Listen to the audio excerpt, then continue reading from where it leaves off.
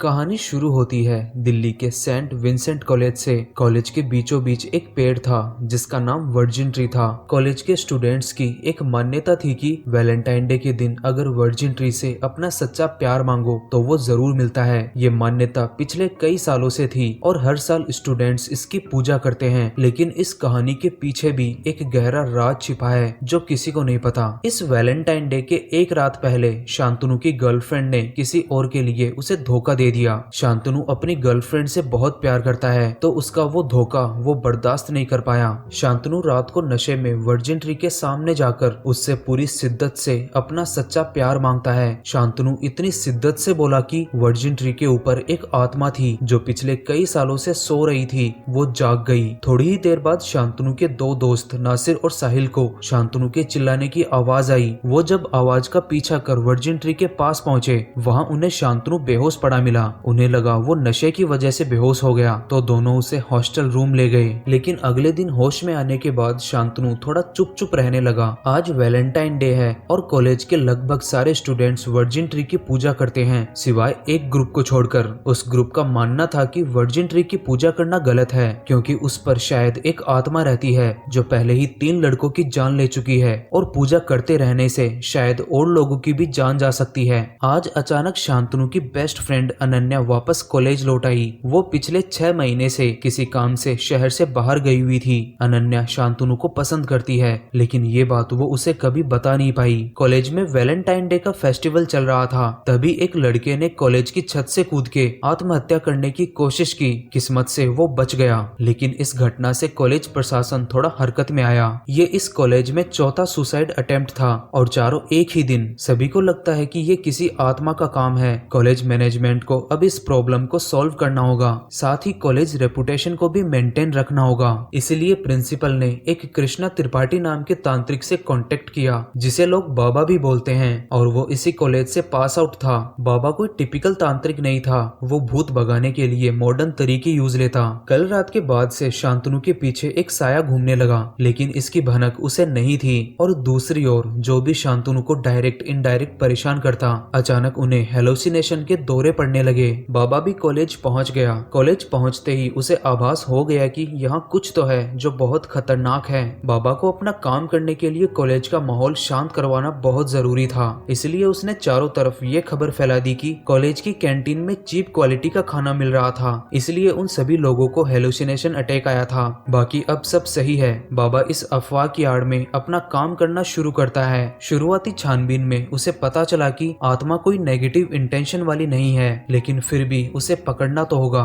दूसरी ओर शांतनु अचानक कॉलेज में ही एक लड़की से टकराता है। गलती से टकराने से दोनों में थोड़ी बहुत फ्रेंडली बातें होती है। लड़की ने शांतनु को अपना नाम मोहब्बत बताया। मोहब्बत ने ये भी बताया कि वो इसी कॉलेज की स्टूडेंट है, कुछ काम की वजह से ईयर गैप लिया था लेकिन अब लौट आई। लेकिन ये सब झूठ था। दरअसल मोहब्बत एक आत्मा थी जो उस रात से शांतनु के पीछे थी। उस दिन के बाद से मोहब्बत शांतनु से बार बार मिलने लगी और दोनों में नजदीकियां बढ़ने लगी। लेकिन शांतनु को ये बिल्कुल भी अंदाजा नहीं था कि वो जिस लड़की के करीब जा रहा है वो एक भूतनी है और वो सिर्फ उसे ही दिखाई देती है। दूसरी ओर अनन्या भी जब शांतनु के पास जाती, मोहब्बत उसे अपनी शक्तियों से हिप्नोटाइज करके दूर भगा देती। एक दिन अनन्या ने सोचा वो अपने दिल की बात शांतनु को बता देगी, लेकिन उसकी ये फीलिंग्स मोहब्बत भांप लेती है। उसी दिन उसकी पूरी क्लास कॉलेज के बाहर आर्ट एग्जीबिशन देखने जाने वाली थी। अनन्या भी जब अपने हॉस्टल रूम से बस की तरफ जाने वाली थी, अचानक उसे चारों तरफ से पेड़ की जड़ों ने घेर लिया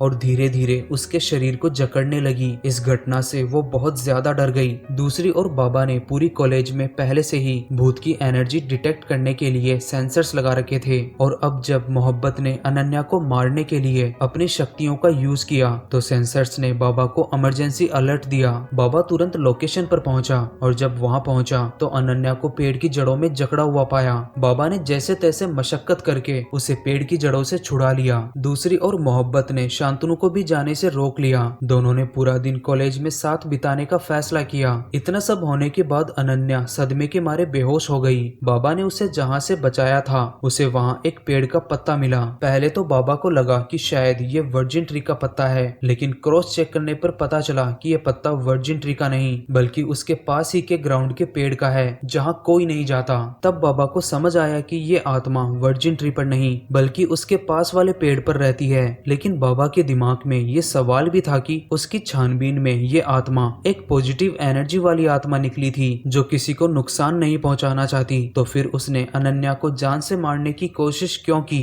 बाबा की नजर पास लगे सीसीटीवी पर गई जो उस पेड़ का भी व्यू कवर कर रहा था। उसने जब फुटेज चेक की तो उसने देखा शांतनु वैलेंटाइन डे की पहली रात नशे में वर्जिन ट्री पार कर उस दूसरे पेड़ के सामने पहुंच गया था और उससे अपनी सच्ची मोहब्बत मांग बैठा। दूसरी ओर मोहब्बत शांतनु को हॉस्टल की छत पर लेकर गई जहां उसने रोमांटिक सेटअप लगा रखा था। मोहब्बत ने शांतनु को वहां लाकर अपने प्यार का इजहार किया। शांतनु भी अब उसे थोड़ा थोड़ा पसंद करने लगा था, तो उसकी तरफ से ना बोलने का कोई सवाल ही नहीं था। लेकिन शांतनु का हाँ सुनने से पहले मोहब्बत उसे अपनी सच्चाई बताना चाहती थी, इसीलिए उसने शांतनु को साफ साफ कह दिया कि वो कोई इंसान नहीं है बल्कि आत्मा है। शांतनु उसकी बातें सीरियस नहीं लेता, उसे लगता है कि वो मजाक कर रही है। इसीलिए शांतनु को यकीन दिलाने के लिए मोहब्बत अचानक इंसानी रूप छोड़ अपने असली भूतनी वाले रूप में आ जाती है। मोहब्बत को इस रूप में देख शांतनु बहुत ज्यादा डर गया और चिल्लाता हुआ इधर उधर भागने लगा।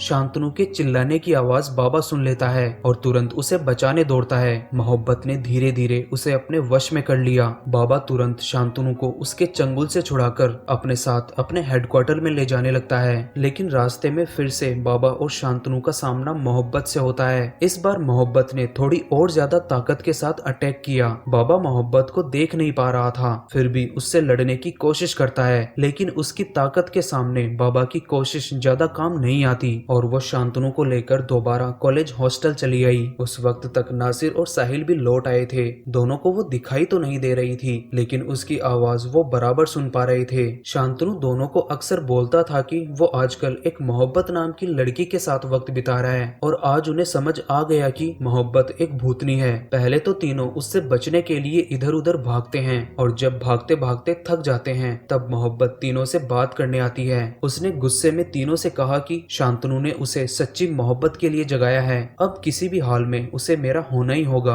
अगर ऐसा नहीं हुआ तो मैं तुम तीनों को छोड़ूंगी नहीं। इतना बोलकर मोहब्बत वहां से चली गई। दूसरी ओर बाबा ने उन विक्टिम्स के करीबियों के बयान सुने जिन्होंने पहले कॉलेज में सुसाइड की थी। बाबा को पता चला कि सभी ने वैलेंटाइन डे के दिन सुसाइड करने की कोशिश की लेकिन सब बच गए। लेकिन 20-25 दिन बाद छोटी होली के दिन दोबारा सुसाइड अटेम्प्ट करते हैं और वो मर जाते हैं। लेकिन मरने वालों के करीबियों का कहना था कि छोटी होली के दिन वो लोग खुद सुसाइड नहीं करते बल्कि एक अनजान शक्ति होती है जो उनसे ये सब करवाती है। बाबा को समझ आया कि इस भूतनी की कहानी अलग है। कुछ दिनों बाद छोटी होली है, उसे शांतनु को बचाना होगा। अगले दिन बाबा शांतनु और उसके दोनों दोस्तों से मिलकर उन्हें बोलता है कि आज के बाद उस भूतनी को गुस्सा नहीं आना चाहिए, चाहे कुछ भी करो, क्योंकि उसके और शांतनु के बीच जो भी आएगा वो उसे बहुत नुकसान पहुंचाएगी। तुम लोग उसे शांत रखना, तब तक मैं कोई रास्ता निकालता हूँ। बाबा की बातें तीनों अच्छे से समझ गए। अनन्या को मोहब्बत से बचाने के लिए शांतनु ने बड़े भारी मन से उसे अपने आप से दूर कर दिया और कहा कि अब हम नहीं मिलेंगे।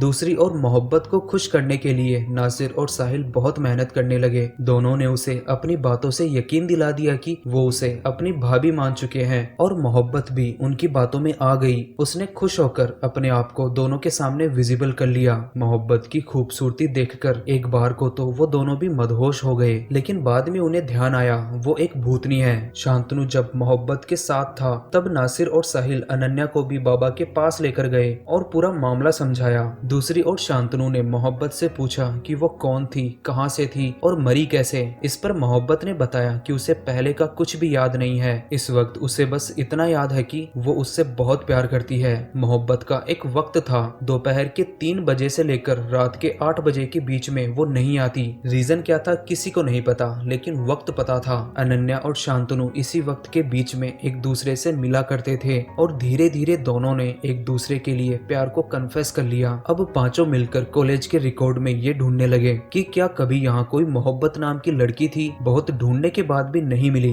बाबा ने शांतनु को मोहब्बत का स्केच बनाने के लिए कहा और उसने वो बना दिया। लेकिन जब शांतनु बाबा को स्केच देने गया तब पता चला बाबा किसी काम से बाहर गया है, तो वो स्केच उसकी टेबल पर रखकर आ गया। कल कॉलेज में प्री होली सेलिब्रेशन है, तो आज की रात होली की तैयारियां चल रही है। ग्राउंड में शांतनु के साथ और भी बहुत सारे स्टूडेंट्स थे। सभी लोग मस्ती मस्ती में एक दूसरे के ऊपर कलर फेंकने लगे। तभी वहाँ मोहब्बत भी आ जाती है। लेकिन जैसे ही वो उड़ते हुए रंगों के बीच आती है, अचानक उसे अपनी पिछली जिंदगी की कुछ यादें हिट करती है। ऐसा होने से मोहब्बत अचानक बहुत ज्यादा गुस्से में आ गई और अपनी शक्तियों से वहां मौजूद सारे लोगों को हेलोसिनेशन अटैक दे दिया। शांतनु ने ये पूरा नजारा देख मोहब्बत को शांत करने की कोशिश की, लेकिन वो थोड़ी ही देर में वहां से गायब हो गई। कुछ ही देर में कॉलेज का माहौल नॉर्मल हो गया। बाबा जब कॉलेज आया और उसने मोहब्बत का स्केच देखा तो वो शॉक रह गया। दरअसल मोहब्बत का असली नाम करिश्मा था। वो और बाबा एक ही बैच से थे। बाबा पूरी कहानी समझ गया और उसे ये भी समझ आ गया कि करिश्मा और छोटी होली का क्या संबंध है। बाबा ने फिर करिश्मा की आत्मा को पकड़ने के लिए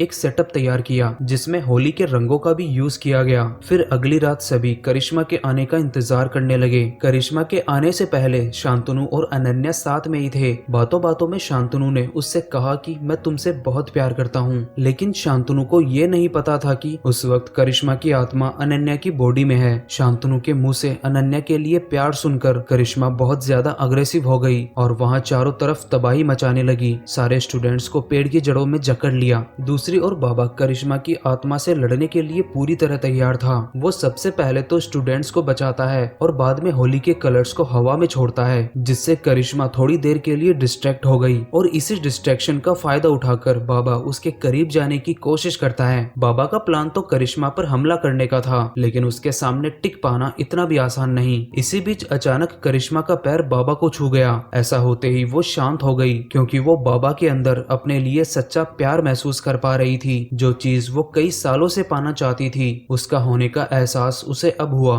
दरअसल बात 2003 की है। करिश्मा इसी कॉलेज की स्टूडेंट थी और एक रघु नाम के लड़के से बेइंतहा मोहब्बत करती थी। लेकिन रघु करिश्मा के साथ सिर्फ अपने फायदे के लिए था। उसने छोटी होली के जस्ट पहले उसका और करिश्मा का एक प्राइवेट वीडियो कॉलेज में लीक कर दिया। ये बात जब करिश्मा तक पहुंची तो वो रघु से झगड़ने आई। बहस करते हुए रघु ने करिश्मा को धक्का दे दिया, जिससे वो बेहोश हो गई। रघु को लगा वो मर गई, तो उसने उसी पेड़ पर उसके गले में फंदा लगाकर लटका दिया, जहां वो अब आत्मा बनकर रहती है। रघु को जब पता चला करिश्मा जिंदा है, तब भी उसने उसे नहीं छोड़ा और वो वही मर गई। दूसरी ओर बाबा भी उसी की बैच में था और करिश्मा से एक तरफा प्यार करता था। करिश्मा के गायब होने के बाद उसने उसे बहुत ढूंढा, लेकिन वो नहीं मिली। बाबा का प्यार सच्चा था, इसलिए उसने करिश्मा के अलावा किसी को नहीं अपनाया। और दूसरी ओर करिश्मा भी सच्ची मोहब्बत की चाह में आत्मा बनकर इसी पेड़ पर रहने लगी। उन 3 लड़कों की भी जान करिश्मा के डर ने ही ली थी कि कहीं वो भी न चले जाएं। लेकिन आज उसे सच में अपना प्यार मिल गया